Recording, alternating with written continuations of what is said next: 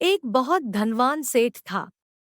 उस सेठ के पास जितना ज्यादा ध्यान था वह उतना ही ज्यादा कंजूस भी था। 1 रुपया खर्चा करने से पहले भी वह सेठ पहले यह सोचता था उसकी भरपाई कैसे होगी। कभी अगर थोड़े पैसे खर्च हो भी जाए तो उसे रात को नींद नहीं आती थी।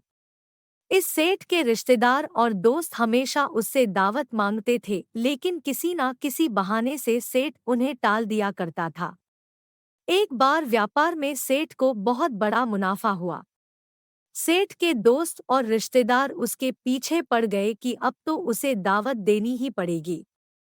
सेठ ने उन्हें काफी टालने की कोशिश की, लेकिन वह नहीं माने। आखिरकार बेमन से ही सही सेठ हो उन्हें दावत के लिए हाँ कहना पड़ा। सेठ ने सभी को बेमन से हाँ तो कह दिया, लेकिन अब वह पूरा समय यही सोचते रहा कि जो खर्चा होगा उसकी भरपाई कैसे की जाए। इसी चिंता में उसे रात को नींद भी नहीं आई। लगातार सोचते रहने के कारण आखिरकार उसके दिमाग में एक युक्ति आई। सेठ ने तय किए दिन सभी को दावत पर बुलाया। हलवाई तरह तरह के पकवान बनाने लगे। पकवान की खुशबू से अड़ोस पड़ोस महक उठा। एक तरफ जहां सभी लोग पकवानों की खुशबू में खोए हुए थे, दूसरी तरफ सेठ ने अपने नौकरों को बोलकर सभी के चप्पल और जूते बोरों में भरवा लिया और शहर में व्यापारी के पास गिरवी रखवाने के लिए बोल दिया। सेठ ने नौकरों को व्यापारी से कहने के लिए कहा कि इन सभी जूते चप्पल के मालिक आकर इन्हें छुड़वाएं, इनके बदले जो भी पैसे बनते हैं वह सेठ को दे भिजवा जाए। व्यापारी ने सेठ की बात मानते हुए सभी जूते चप्पलों को गिरवी रख लिया और उनके बदले में अच्छी रकम सेठ को भिजवा दी। इस बात से अनजान सभी रिश्तेदार और दोस्त सेठ के घर स्वादिष्ट भोजन करने में मग्न थे।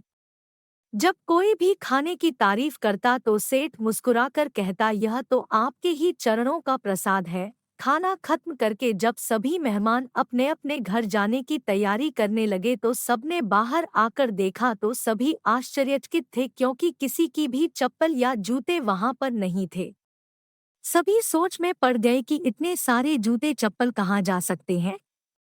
सभी को परेशान देखकर सेठ ने सारा सच उन्हें बता दिया और बड़ी ढीठता से कहा, जो भी अपने जूते या चप्पल वापस पाना चाहता है वो शहर में व्यापारी के पास जाकर उन्हें छुड़वा सकता है।